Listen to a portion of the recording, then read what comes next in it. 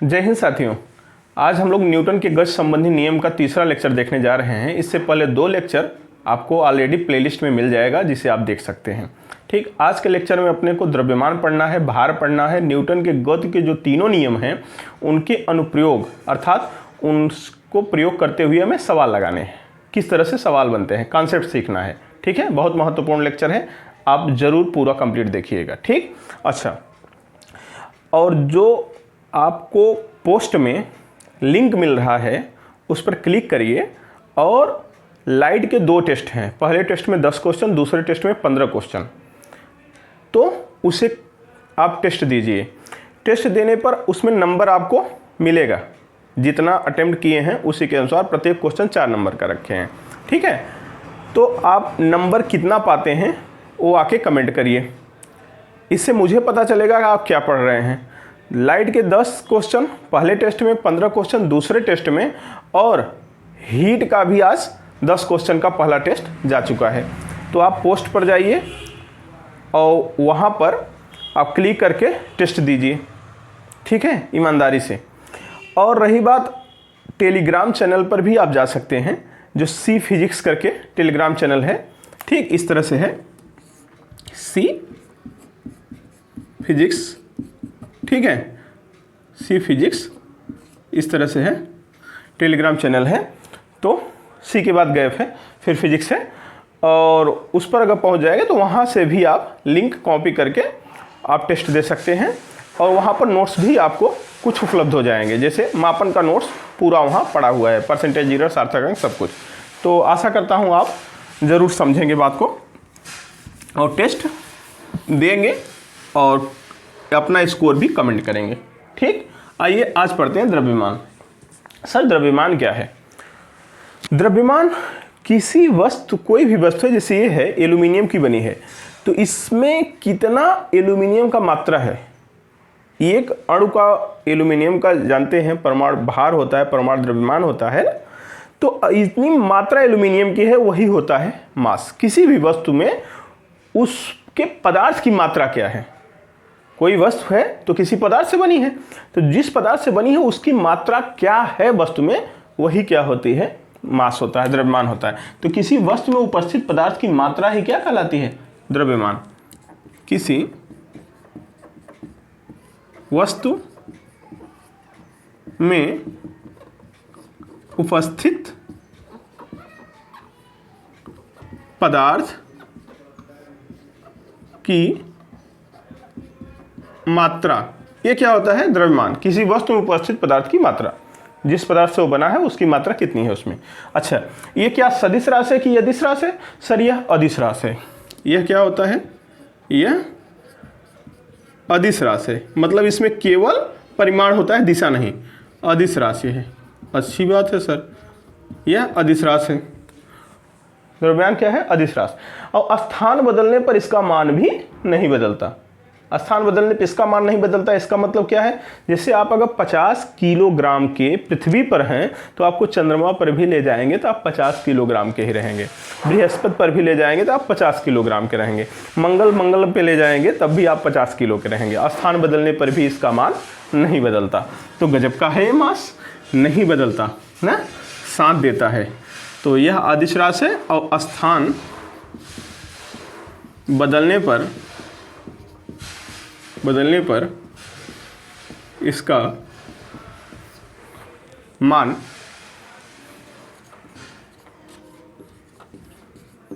नहीं बदलता।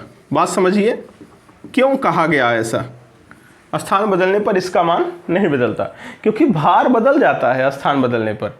चंद्रमा पर चले जाएंगे आपका भार बदल जाएगा, बृहस्पति पर चले जाएंगे आपका भार बदल जाएगा, मंगल पे चले जाएंगे आपका भार बदल जाएगा, लेकिन मास कहीं नहीं बदलेगा। चाहे चंद्रमा पे जाइए, चाहे बृहस्पति पे जाइए, चाहे मंगल पे जाइए, मास आपका सेम रहेगा, जो पृथ्वी पे है वही। तो द्रव्यमान नहीं बदल रहा है, जबकि भार बदल जा रहा है। ठीक है, भार आगे पढ़ेंगे। भार सदिश राशि भी है, द्रव्यमान अदिश राशि है, दोनों में गजब का डिफरेंस। ठीक है, स्थान बदलने में इसका मान नहीं बदलता। तो इसे प्रदर्शित किससे करते हैं, इसे यम से प्रदर्शित करते हैं। हाँ, अच्छा है सर, प्रदर्शित करते हैं किससे, यम से। ठीक है, एम से प्रदर्शित करते हैं। कोई दिक्कत नहीं। इसका मात्रक क्या है, तो यहाँ हम लिख दे रहे हैं इसका यसाई मात्रक तो किलोग्राम है। क्या है, किलोग्राम, किग्रा। लेकिन सीजीएस पद्धति में भी मात्रक होता है। सीजीएस मात्रक क्या होता है, ग्राम होता है, या पीएस में इसी को पाउंड, मात्रक इसका पाउंड होता है। सीजीएस पद्धति में ग्राम होता है। इसका सबसे बड़ा मात्रक क्या है सर, सबसे बड़ा मात्रक भी बताएंगे। सबसे बड़ा मात्रक, इसका सबसे बड़ा मात्रक क्या है, तो चंद्रशेखर सीमा। इसका सबसे बड़ा मात्रक क्या है, चंद्रशेखर सीमा। मैंने इनकी कहानी आपको मापन में समझाया था, चंद्रशेखर सीमा की। तो अगर देखें वीडियो तो समझ में आता होगा ये क्या है, चंद्रशेखर सीमा। अब एक चंद्रशेखर सीमा बराबर, एक चंद्रशेखर सीमा बराबर आपको याद होगा, अगर देखे होंगे मापन, तो 1.4 गुणे सूर्य का द्रव्यमान। बोलो हाँ या ना, एकदम सर। अब सूर्य का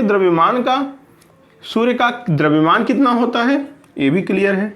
कितना होता है, सूर्य का द्रव्यमान होता है 2 गुणे 10 घाते 30 किग्रा। क्लियर, 2 गुणे 10 घाते 30 किग्रा। तो उठा के रख दोगे यहाँ, तो ये ऐसा भी लिख सकते हो 1.4 गुणे 2 गुणे 10 घाते 30 किग्रा। अब ये सॉल्व कर लो, तो 2.8 गुणे 10 घाते 30 kg होता है एक चंद्रशेखर सीमा बराबर। चंद्रशेखर सीमा को शॉर्ट में CSL कहते हैं। तो CSL 1 CSL क्या होता है, चंद्रशेखर लिमिट। कोई दिक्कत नहीं, तो इतना होता है। यहाँ तक बातें समझ में आई। हाँ, किसी वस्तु का द्रव्यमान स्थान बदलने पे नहीं बदलता, ये बात ध्यान दीजिएगा। इस पर क्वेश्चन पूछ सकता है पॉलिटेक्निक या IIT वाले, क्योंकि ये लोग ऐसा छोटा छोटा क्वेश्चन गेम कर देते हैं। अच्छा, तो यहाँ तक बना लीजिए। फिर हम पढ़ते हैं क्या, भार। बहुत महत्वपूर्ण चीज़ है। और भार पढ़ेंगे, फिर न्यूटन के गति के तीनों नियम का अनुप्रयोग पढ़ेंगे, क्योंकि भार आएगा वहाँ। हाँ सर, द्रव्यमान भी आता जी, तो पढ़ लीजिए, इसे बना लीजिए। ये देखिए, ये पृथ्वी है, इसका द्रव्यमान यम है, पृथ्वी का केंद्र है यहाँ पर, और ये कोई वस्तु है जो पृथ्वी के सतह पर यहाँ धरातल पर रखी गई है, जिसका द्रव्यमान यम है।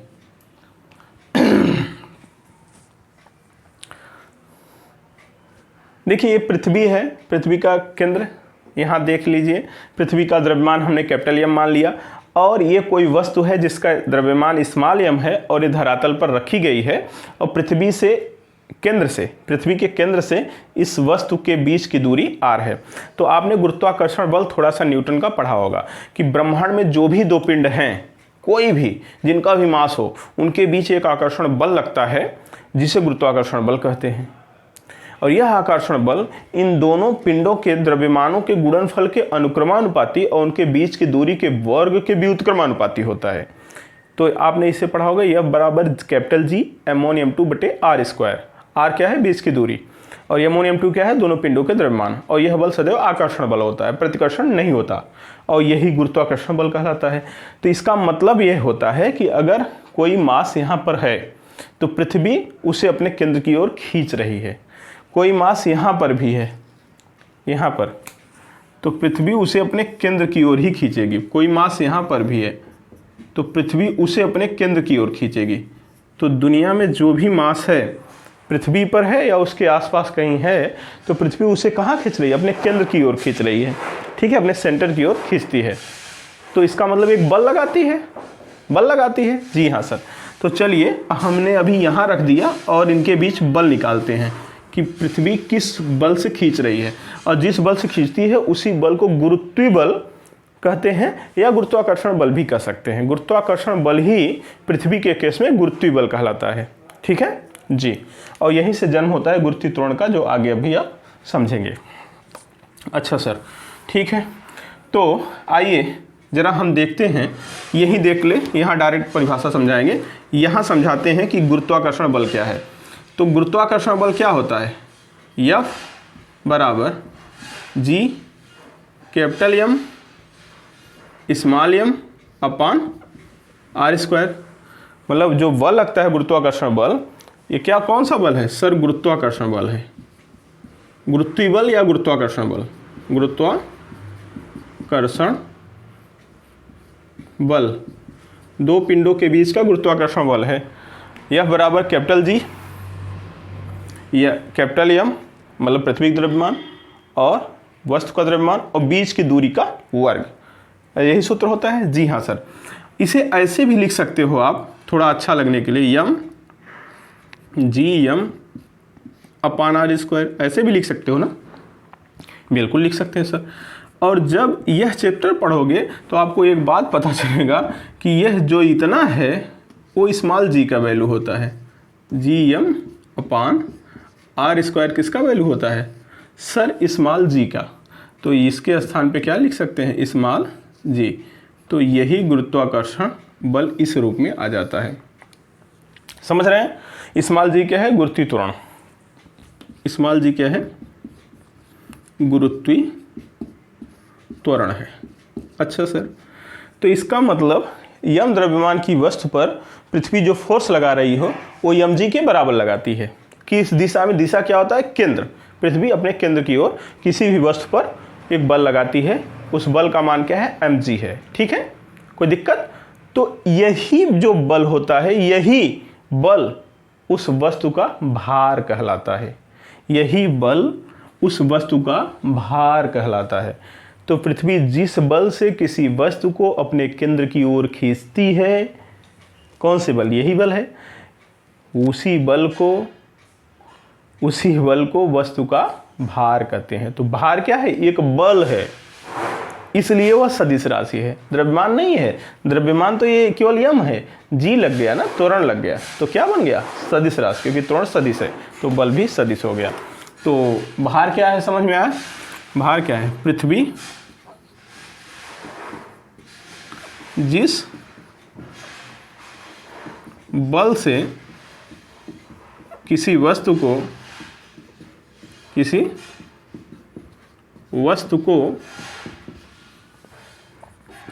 अपने केंद्र की ओर खींचती है, पृथ्वी जिस बल से किसी वस्तु को अपने केंद्र की ओर खींचती है, वही बल उस वस्तु का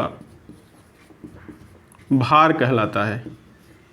समझ में आया, वही बल उस वस्तु का भार कहलाता है।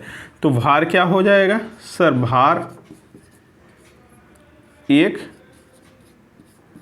सदिश राशि है। द्रव्यमान क्या था, अदिश था, सदिश राशि है। क्यों, क्योंकि बल है ना, भार क्या है, बल है। इसे W से प्रदर्शित करते हैं। सदिश है तो ऊपर तीर भी लगा सकते हो, ठीक है, ये तो परिमाण है केवल, इसके ऊपर तीर लगा सकते हो आप, प्रदर्शित करते हैं। ठीक, अतः W बराबर क्या हो जाएगा, mg। कहाँ से आया सर, यही बल तो है, पृथ्वी जिस बल से किसी वस्तु को अपने केंद्र को खींचता है वो F है, और वही F क्या हो गया, mg। समझ में आया, यही बल तो भार है, तो भार को W से प्रदर्शित करते हैं, इसलिए ये W बराबर mg, F बराबर W और W बराबर mg। कोई दिक्कत नहीं सर, एकदम 100% सही है। तो भार का मात्रक क्या है, वही मात्रक होगा जो बल का होता है, सीधी सी बात है। जो बल का मात्रक है वही भार का मात्रक, जो भी है सर। न्यूटन होता है बल का, हाँ इसका भी है। डाइन होता है बल का, इसका भी है। किग्रा मीटर पर सेकेंड स्क्वायर होता है बल का, इसका भी है। किग्रा भार होता है बल का, इसका भी है। कोई दिक्कत नहीं, और ये सभी बातें हम बल में समझाए ही हैं, कोई दिक्कत नहीं। 1 न्यूटन कितने डाइन के, 1 लाख डाइन के बराबर। प्रूफ करने का मन है आगे कर लिया जाएगा, अभी कर लिया जाएगा। 1 न्यूटन कितने के बराबर होता है? 1,00,000 डाइन के। और 1 न्यूटन 1 किग्रा मीटर पर सेकंड स्क्वायर के बराबर होता है। 1 किग्रा भार 9.8 न्यूटन या जी न्यूटन के बराबर होता है। तो ये सब बातें हम लोग पढ़े हैं। इसका मान बदलता है, हाँ इसका मान बदलता है। क्यों? क्योंकि जी पर निर्भर करता है, यम तो कांस्टेंट रहता है। तो स्थान बदलने पर यदि जी बदलता है तो डब्लू भी बदल जाएगा। सही बात है, भार भी बदल जाएगा। क्यों? क्योंकि W प्रोपोर्शनल टू G होता है। W प्रोपोर्शनल टू G, जहां यम क्या है? कांस्टेंट है। यम अगर नहीं बदलेगा तो W किसके प्रोपोर्शनल हो गया? G के, अर्थात G बढ़ेगा तो W बढ़ेगा, G घटेगा तो W घटेगा। तो अब अगर आपका भार बताना है, हम कहें चंद्रमा पर चले जाओ तो आपका भार क्या होगा? बढ़ेगा कि घटेगा? तो कहोगे सर चंद्रमा पर पहले जी बताओ, बढ़ेगा कि घटेगा? जी अगर बढ़ेगा तो भार बढ़ेगा, जी अगर घटेगा तो भार घटेगा। तो हम करें जो चंद्रमा पर जी का मान होता है वो पृथ्वी के जी का मान तो का 1/6 होता है, तो कम होता है। 1/6 माने कम, तो सर भार भी पृथ्वी के भार का 1/6 हो जाएगा। तो अगर हम आपसे कहें कि 60 न्यूटन भार आपका पृथ्वी पर है तो चंद्रमा पर कितने न्यूटन का होगा? सर 10 न्यूटन का। क्यों? क्योंकि चंद्रमा पर जी 1/6 गुना हो जाता है पृथ्वी के जी का, तो भार पृथ्वी के भार के 1/6 गुना हो जाएगा। जिस तरह से ये बढ़ेगा उसी तरह से ये बढ़ेगा, जिस तरह से ये घटेगा उसी तरह से ये घटेगा। सीधी सी बात, जहां जहां ये बढ़ेगा वहां वहां ये बढ़ेगा, जहां जहां ये खत्म वहां वहां ये खत्म। समझ रहे हैं? हाँ सर एकदम। तो यदि आपसे पूछा जाए कि आपका पृथ्वी पे द्रव्यमान 60 किग्रा है तो चंद्रमा पर द्रव्यमान सर 60 किग्रा होगा, क्योंकि द्रव्यमान नहीं बदलता। द्रव्यमान तो कांस्टेंट है, पहले पढ़ा है। लेकिन 60 न्यूटन अगर पृथ्वी पे आपका भार है तो चंद्रमा पर कितना हो जाएगा? 10 न्यूटन के। समझ रहे हैं? हाँ, तो आपका हल्का प्रतीत होने लगेगा शरीर। ठीक, हाँ। तो आपने ये भी थोड़ा बहुत पढ़ा होगा कि विषुवत रेखा पर, भूमध्य रेखा पर जी का मान कम होता है, ध्रुवों पर जी का मान ज़्यादा होता है। तो विषुवत रेखा पर भार भी कम होगा, ध्रुवों पर भार भी ज़्यादा होगा। ठीक है, आपने पढ़ा होगा पृथ्वी के केंद्र पर, नहीं पढ़ा है तो गुरुत्वाकर्षण पढ़ाएंगे तो पढ़ा देंगे। पृथ्वी के केंद्र पर जी का मान 0 होता है तो भार भी 0 हो जाएगा। ठीक है, जहाँ जी का मान 0 वहाँ भार 0, क्योंकि जैसे जैसे जी बढ़ेगा वैसे वैसे भार, मतलब जी के अनुसार ही भार की पूरी कहानी है। अब मतलब ये कह रहा है कि जो तू ओ मैं, अब तेरे साथ चलना है, मतलब मेरी जिंदगी तेरे साथ। मतलब जो जी का कहानी है वो सीधा प्रभावित करेगी डब्लू को। जी बढ़ेगा डब्लू बढ़ेगा, जी घटेगा डब्लू घटेगा। ओके, हाँ।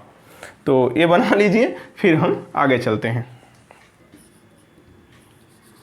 देखिए लिफ्ट में इनके नियम का अनुप्रयोग खूब दिखाई देता है जम के। तो लिफ्ट में हम चलते हैं, देखते हैं। अब जरा बताइए, ये फर्स्ट अगर हम स्थिति देखें लिफ्ट का, यदि लिफ्ट रुकी हो या एक समान गति से, चाहे ऊपर जा रही हो चाहे नीचे जा रही हो, ऊपर या नीचे जा रही हो, एक समान गति से ऊपर या नीचे जा रही हो, तो लिफ्ट में क्या है? लिफ्ट में एक व्यक्ति खड़ा है। ठीक है, अब उस व्यक्ति को क्या अपना भार फील होगा उसी के बारे में हम यहाँ चल रहे हैं समझाने।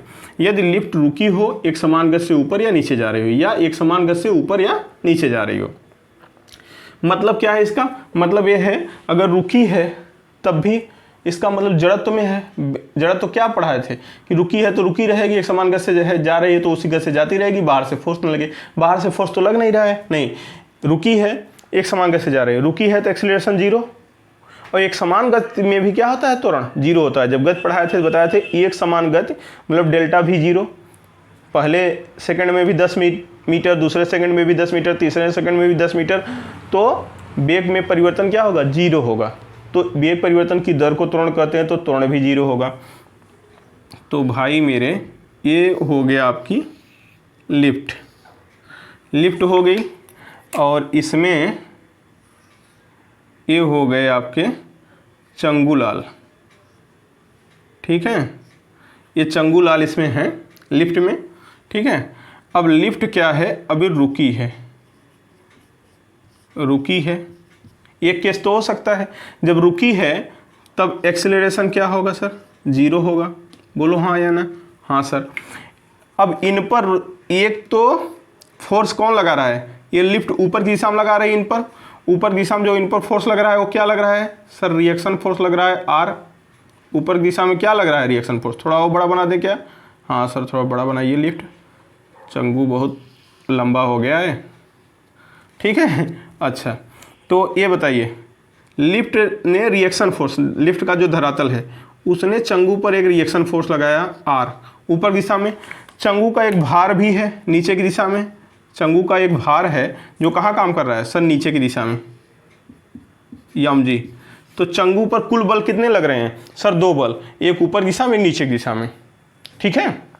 और न तो लिफ्ट ऊपर जा रही न नीचे जा रही। आप यहाँ से देख रहे हो चंगू विराम में है, ऊपर नीचे जाएगी तब ना उसकी स्थिति परिवर्तन होगा, हाँ सर, न नीचे जा रहा है न ऊपर। इसका मतलब जो भार है, प्रतिक्रिया बल भार के बराबर होगा, 2 ही बल लग रहे हैं, दोनों बल की दिशा विपरीत है, इसका मतलब बराबर होंगे तभी तो परिवर्तन नहीं हो रहा है स्थिति का। इसका मतलब नेट फोर्स क्या है, यहाँ नेट फोर्स 0 है, नेट फोर्स 0 है, न ऊपर जा रहा है न नीचे जा रहा है, ma के बराबर नहीं होगा नेट फोर्स। तो यहाँ पर इस केस में क्या हो जाता है, R बराबर mg हो जाता है जब लिफ्ट रुकी है या एक समान वेग से जा रही है। जरा एक समान वेग से ले चलो, दूसरे केस में यही लिख देते हैं, यदि एक समान वेग से ऊपर या नीचे जा रही है, लिफ्ट में बैठ जाना, ठीक है। अब क्या होगा सर, अब फिर से वही कहानी देख लो, ये भाई साहब चंगू मस्त है, चंगू की किसी को भाव ही नहीं दे रहा है, चंगू का लिफ्ट में बैठ का गया है, भाव इसका बढ़ गया है। तो ऊपर की दिशा में कौन रिएक्शन लगा रहा है सर, धरातल इसका जिस पर वो पैर रखा है, तो ऊपर की दिशा में एक फोर्स लग रहा है R रिएक्शन फोर्स, और इसका भार किधर लग रहा है सर, mg नीचे लग रहा है इसका। तो इस चंगू पर कितने बल लग रहे हैं, 2 बल लग रहे हैं, ठीक है, एक ऊपर दिशा में एक नीचे की दिशा में। और यह एक समान वेग से या तो ऊपर जा रही है, v वेग से ऊपर, या ऐसा भी कर सकते हो v वेग से नीचे। एक समान है, एक समान v वेग से, ठीक है। अब उसमें क्या होगा, जब वेग एक समान होगा त्वरण क्या हो जाएगा सर, त्वरण तो 0 हो जाएगा, त्वरण क्या हो जाएगा, 0 हो जाएगा। इसका मतलब जब त्वरण 0 हो गया फिर हमें लग रहा है कि एक्सेलरेशन ही नहीं हो रहा है, इसका त्वरण ही नहीं है। एफ नेट बराबर क्या होगा, 0 फिर आ जाएगा, क्यों, एफ नेट बराबर ma होता है और a 0 है, तो R बराबर फिर mg आ जाएगा। तो दोनों केस में R बराबर mg होता है, चाहे एक समान वेग से जा रहा हो चाहे रुकी हुई हो। लेकिन यदि लिफ्ट असमान वेग से जा रही हो, असमान वेग माने त्वरित गति, यदि लिफ्ट असमान गति या त्वरित गति, त्वरित हो, असमान गति से जा रही हो, किधर सर, ऊपर या नीचे, चाहे जहाँ। अब पहले ऊपर लिख देते हैं, दूसरे में क्या आ जाएगा, एक केस हो जाएगा सर ऊपर जा रही हो, ऊपर जा रही हो, असमान गति से जा रही हो, और उसका एक के सम क्या ले लिए सर, ऊपर जा रही है, गति असमान है, पहले में एक समान है या रुका है तो कोई दिक्कत नहीं है, r बराबर mg होगा। अभी एक लिफ्ट असमान गति या त्वरित गति से जा रही है, एक्सिलरेटेड है, उसमें एक कुछ है, तो F नेट बराबर ma आएगा। अब जरा देखते हैं,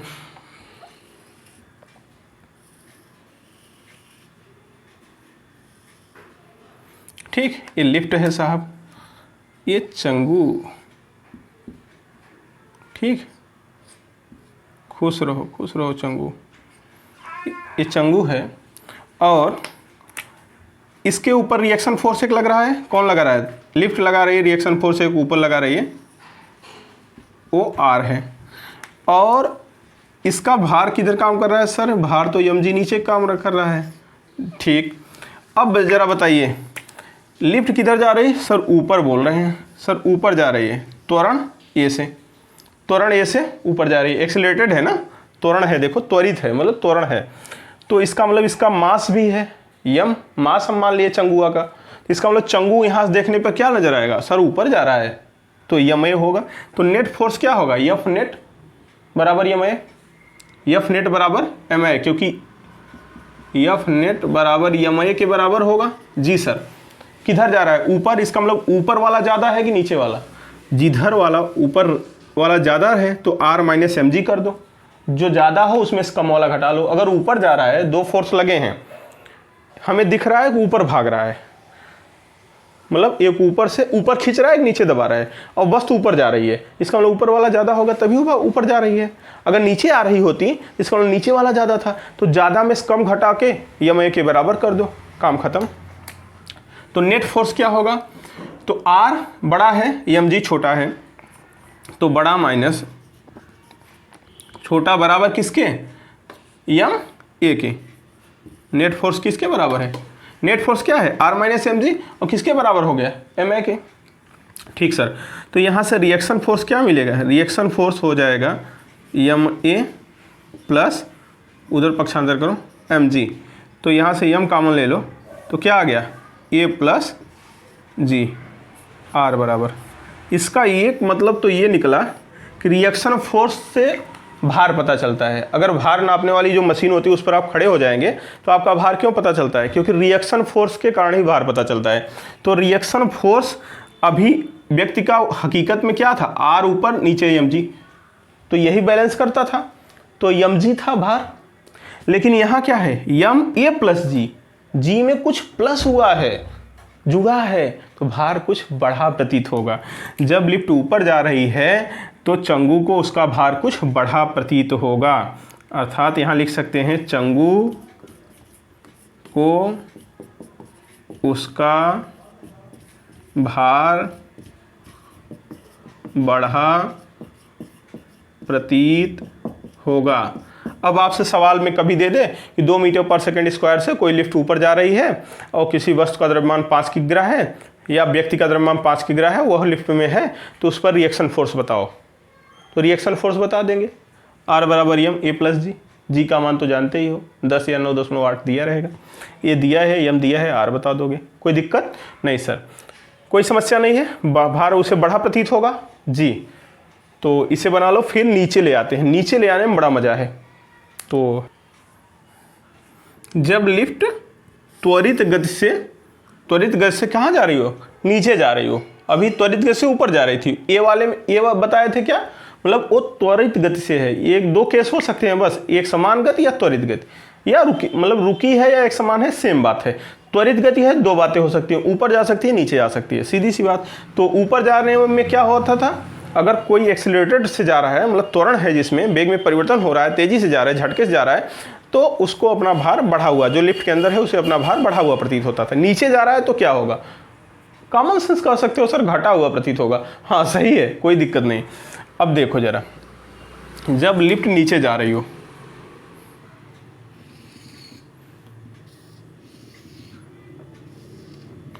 तो लिफ्ट जब नीचे जा रही है तो ये भाई साहब इसमें बैठे हैं, ठीक है। अब होता क्या है, इनके ऊपर क्या लगेगा सर, एक तो रिएक्शन फोर्स लगेगा, कौन लगा रहा है, धरातल जहाँ टच किए हैं, और दूसरा इनका भार नीचे काम करेगा। दुए फोर्स तो आँख से दिख रहे हैं, हाँ, लेकिन लिफ्टिया किधर जा रही है? अरे लिफ्ट सर नीचे जा रही है। लिफ्ट कहाँ जा रही है सर? नीचे। किस त्वरण से? एक्सेलरेटेड है, नीचे जा रही है, नीचे जा रही है। तीर बता रहा है नीचे जा रही है, ये त्वरण से, ठीक है। हाँ, अब बताओ कौन ज़्यादा है? यहाँ से अगर आप देख रहे हो बाहर से तो आपको लगेगा ये नीचे भाग रहा है, इसका मतलब mg से नीचे खींच रहा है, r ऊपर खींच रहा है, दो लोग खींच रहे हैं, रिएक्शन ऊपर लग रहा है, mg नीचे लग रहा है, रिएक्शन ऊपर लग रहा है, फिर वो नीचे जा रहा है, इसका मतलब नीचे वाला बल ज़्यादा है तभी तो नीचे जा रहा है। इसका मतलब mg में से r घटा दो, वो ma के बराबर, नेट फोर्स बराबर ma, फिर नेट फोर्स कर दो, नेट फोर्स क्या होगा? ma के बराबर होगा। और नेट फोर्स यहाँ क्या दिख रहा है? दो ही फोर्स दिख रहे हैं, एक ऊपर लग रहा है एक नीचे, तो इस पर नेट फोर्स क्या होगा? नीचे की दिशा में अगर जा रही है तो net force mg minus r होगा, और ma के बराबर होगा। यही तो बात हम लोग पढ़ते थे, नेट फोर्स किसके बराबर है? ma के। यही तो है न्यूटन का सेकंड लॉ। और नेट फोर्स क्या है? वस्तु पर जितने फोर्स लग रहे हैं उन्हीं को जोड़ घटा लो, नेट फोर्स हो जाएंगे, ठीक है। अब देख लो, चूंकि नीचे जा रहा है तो नीचे वाला फोर्स ज़्यादा है, mg ज़्यादा होगा, ऊपर वाला कम होगा तभी नीचे जा रहा है, तो mg माइनस r बराबर क्या हो जाएगा सर? ma हो जाएगा। कोई दिक्कत नहीं सर। अब क्या होगा? यहाँ से r बराबर निकालो, r बराबर हो जाएगा mg माइनस ma हो जाएगा। r उधर गया, इधर आया, m कॉमन ले लो, g माइनस a आ गया, r बराबर, कोई दिक्कत सर? अभी तो नहीं लग रही है। g माइनस a, इसका मतलब g वस्तु का भार क्या फील होता था? रुकी थी लिफ्ट तो क्या फील होता उसे? mg, ठीक है, mg। इसका मतलब रिएक्शन फोर्स ही भार बता रहा है, तो रिएक्शन फोर्स क्या बता? mg के बराबर था जब रुका था, ऊपर जा रहा था तो g में कुछ प्लस हो गया था, तो mg प्लस a, यम ब्रैकेट में g प्लस है, बढ़ा हुआ प्रतीत होता था भार। हाँ सर, रिएक्शन फोर्स क्या बता रहा है? भार, रिएक्शन ही उसको उसका वेट बताता है व्यक्ति को। अच्छा सर, बहुत अच्छा। अब मजे वाली बात क्या है कि यहाँ तो g में से कुछ घट रहा है, अगर g में से कुछ घट रहा है तो mg के बराबर होगा। देख लो ऊपर, mg में से ma घट रहा है, तो mg तो रुके पर भार था, कुछ घटा रहे हो तो भार में तो कमी फील होगा। हाँ सर, इस केस में चंगू को उसका भार घटा हुआ प्रतीत होगा। बोलो कोई दिक्कत नहीं सर, एकदम सही है। अब इसमें दिया रहेगा, ए दिया रहेगा, जी दिया रहेगा, एम दिया रहेगा, तो रिएक्शन फोर्स पूछ लेगा, बता दोगे, या उसे उसका भार कैसे कितना फील होगा, कुछ भी बता सकते हो। अब यहाँ मज़ेदार बात यह है कि यदि देखो, यदि ए का मान, यदि ए बराबर जी हो जाए, तो ए बराबर जी कब होगा? नीचे जा रही है तभी ये घटनाएं देख रहे हैं, ठीक है सर। ऊपर जा रही है तब ए बराबर जी हो सकता है ए बराबर जी ऊपर जा रही है तब भी कर सकते हो, भार बढ़ा हुआ प्रतीत होगा, बहुत तेजी से ले जाओ, क्या दिक्कत है? भार बढ़ा हुआ प्रतीत होगा, बहुत ज़्यादा बढ़ जाएगा, ठीक है, बहुत ज़्यादा भार बढ़ जाएगा, पता चला कि तुम्हें लगेगा हम बहुत भारी हो गए हैं। लेकिन अगर नीचे जा रही है तब इम्पॉर्टेंट बात है, नीचे जा रही है तो इम्पॉर्टेंट है, लिफ्ट नीचे जा रही है तब ए बराबर जी है, तो ज़रा सोच कर देखो, अर्थात गुरुत्वीय त्वरण जो है 9.8 उसी त्वरण से नीचे जा रही है। कौन? लिफ्ट। ऐसा कब होगा? या तो मशीन से भी करवा दो मनमना के, या तो लिफ्ट ये तोड़ दो, रस्सी ये टूट जाए, तब वो तो आराम से जीए से तो नीचे भागेगी। हाँ सर, ये बराबर जी, यदि ये बराबर जी हो, ये बराबर जी हो, इसका मतलब ऐसे भी हम लिख सकते हैं, लिफ्ट की रस्सी टूट जाए, लिफ्ट की रस्सी टूट जाए, तो ए बराबर जी इसमें रखो तो क्या हो जाएगा? जब ए बराबर जी रखोगे, देखो तो जी में से जी गए जीरो, तो रिएक्शन फोर्स क्या हो जाएगा? जीरो।